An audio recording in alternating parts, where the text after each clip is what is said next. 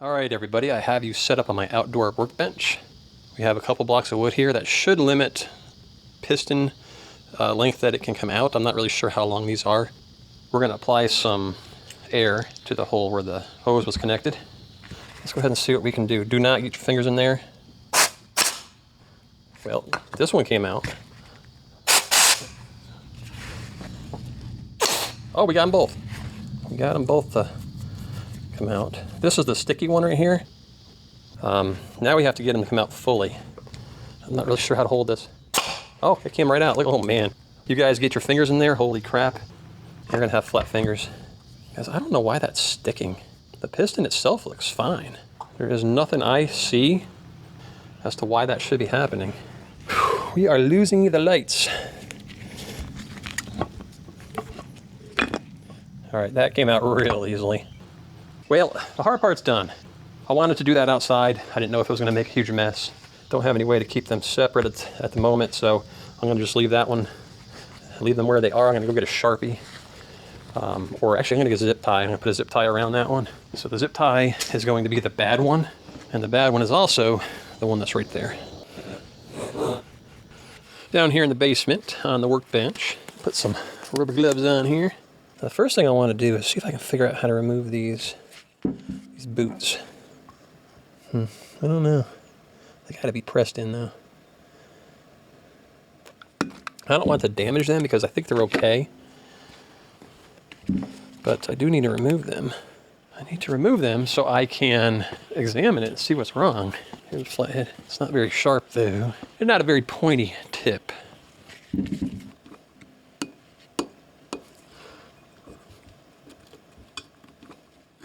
Oh yes. Yes. Man, why are they so dark? Maybe they had a coating on. They're like dark blue looking, almost like they got super hot. Okay, let's see if we can do the same. Okay, here's that one. This was the bad one. The boots are fine. The rubber boots are fine. I'm going to reuse them. We'll clean them up and reuse them. It's amazing how you can't, I just can't see inside that. Even with all this light, I can't see inside of there. Let me get this cleaned up. Sweetheart, you can go upstairs. You don't have to stay down here. Go upstairs if you want. My dog's down here. She's panting because it's 80 degrees. 77 degrees down here. She's an inside dog. Let's see if we can see inside of there. The only thing I see is they're all nice and blue. You know, why they're blue. Unless there's some type of coating. Can you guys see down in there? Nothing standing out right now as an issue. At this point, I don't know. So I'm going to take, I should have brought some brake fluid down with me. I'm going to clean one of these off. Don't see anything wrong with them, guys. Let me go see if I can find a pick. I don't see a pick, but I do have a regular screwdriver that's kind of small. There it is.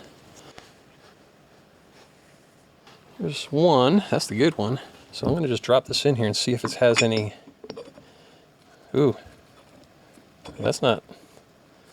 Look at that. Well, I think we found our problem. Let me pull the other one out. Yeah, guys, we may just need a new brake caliper.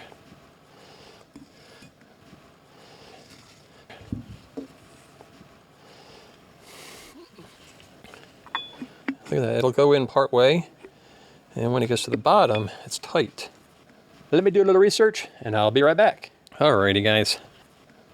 So what I did was a little research. Found out these are made of a phenolic resin. They are not steel. Not steel. These are aluminum. See, this is a magnet, no sticky. These are aluminum. So I don't know if these have, I don't know what the blue is, guys. I really don't. So anyhow, that's what I have found out so far. Just to be sure, I'm going to put a little bit of ceramic brake lube on here. And then we are going to see if it'll fit in that bore. If the problem is that it's just dry, there wasn't enough lube for it, and that's why it won't go in. So let's see. And still, look at that, it's still jamming up. Oh no. Oh no. I went too far. No. No, guys. We done screwed up. Now I can't get it out. Now I can't get it out.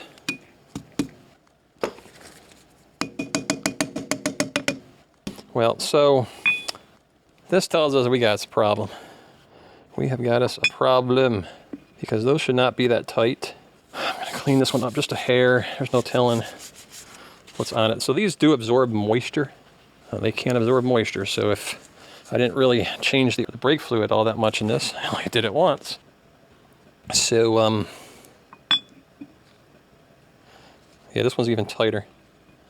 So I don't know if the problem is the pistons or if the problem is the bores. So what I've done is I brought down a caliper, and we're going to measure these, and we're going to see if they're within specifications. And so the specifications on this are, I got to look it up, 1.63527. Well, at least that's the specifications on a new one. Well, I think we found a problem there, lady. 1.652 and 1.656. So I think we are way over spec. Let's check the other one. This one should be a little less. It felt like it felt a little bit, fit in a little further. 1.652, 1.6525, 1.656. So 1.654. So I'm going to do the research on it, and I'm going to come back here in a second and tell you what I found. All right, guys, just wanted to show you something right here. To confirm that these are 42 millimeter bores. So you can see right there, right about 42 millimeters. Can you guys see that? I'm a little, let me screw it up a little bit. So right about 42 millimeters. I'm kind of holding it, I'm trying to hold it in place, but 42 millimeters. Here's what shows us what the real problem is. So down here should be a little hair under 42 millimeters. So 41.97. Watch this. This is the part that was sticking out of the vehicle. 42.0506. Physically cannot fit inside that bore. So that's the problem. These have swollen from being out in the environment. They're probably out about that. What do you think? I can't remember, about that far. So they were out about that far below where that rubber seal was riding. And so the moisture from the outside air must be able to get through this rubber. And it was just sitting in there getting absorbed into the phenolic resin and swelled it.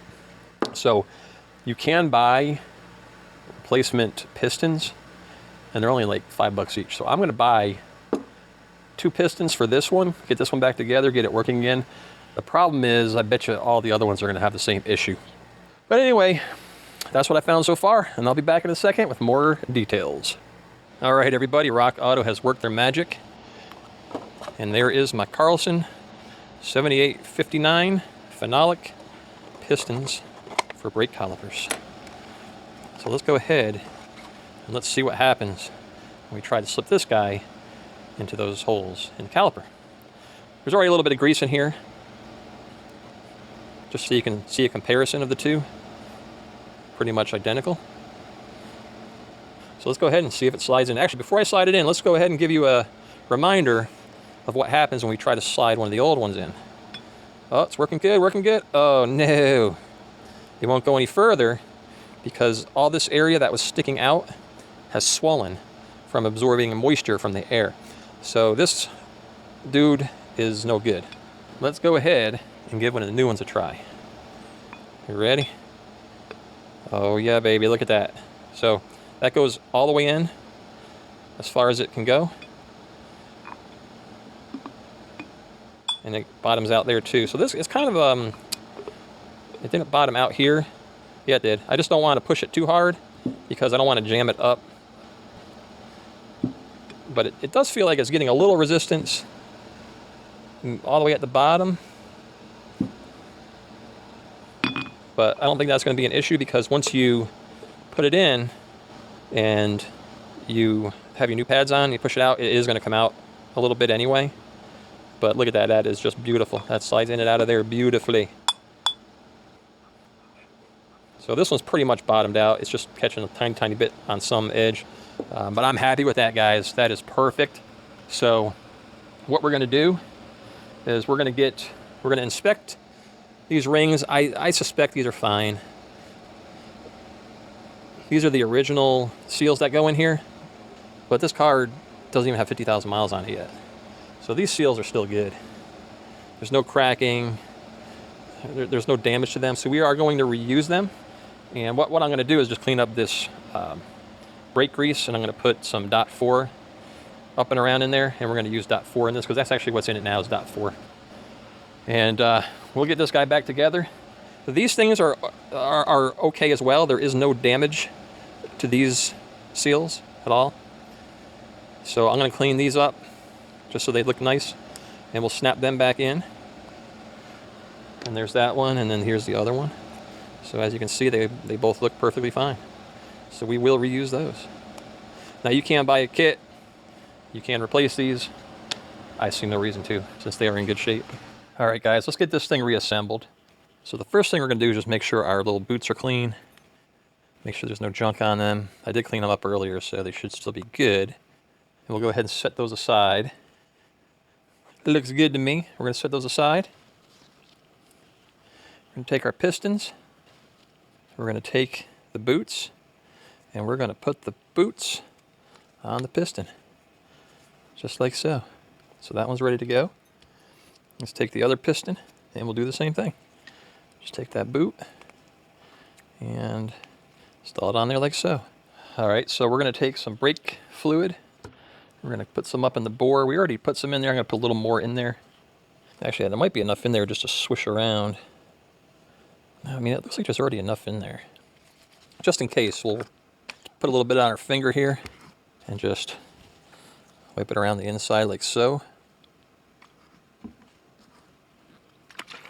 Just like so. So that should be good. We're going to take our rings. We're going to put some brake fluid on there also. And then we're going to jam that down in the groove. So just stick it in the groove like that. So there's a groove about 1/8 of an inch down in here. That's where they go. Just slap that guy in there. Should have enough brake fluid on my fingers here to get it in. Let's go ahead and stick this one in. Now, of course, they always say not to reuse your seals, but these ones are in excellent shape, and we're reusing them because we can. All right, now that we've done that, we're going to put our cap back on our brake fluid. Alrighty, so the instructions say, the manual, service manual says to, gently push these in here with your fingers. I'm going to put a little, there's not enough fluid on these, and we're going to have to open this back up. We'll get a little bit on our finger, and I'll put some around this guy. What's funny though is the brake fluid does not want to stick to this. You can see it kind of beating up. It doesn't want to stick to it. But it'll still help to allow it to go in. So now let's just start on one and we'll push it on in. Stick it right in here. Just like so. Make sure it's in straight. And just use your fingers to press it in. It will go in, don't worry. It's hard, but it will go in. Just like that. And then these boots, there is actually a tool to press these boots in.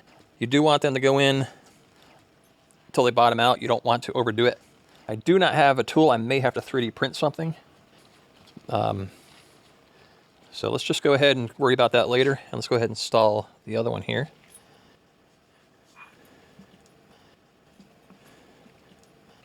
The reason you want to do it by hand is you don't want to try to press it in with a tool and then have it bind up,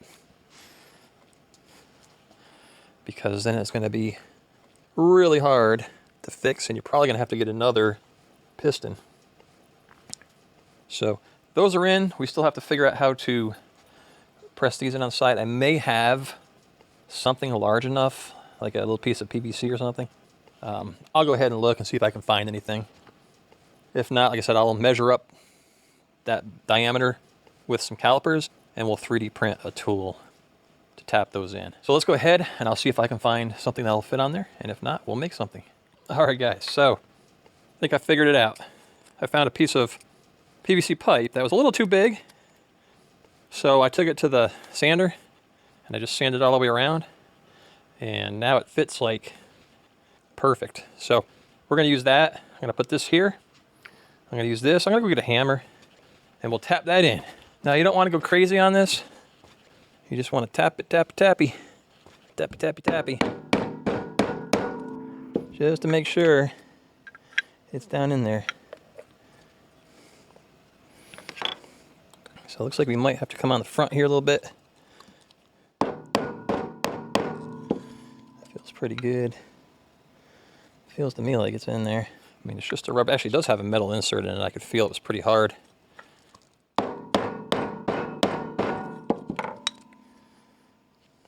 So I think that's in all the way, guys.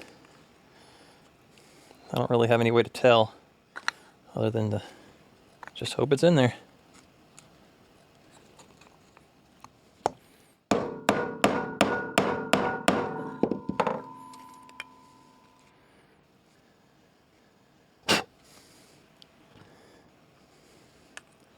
Should have taken a picture of it before and after, huh?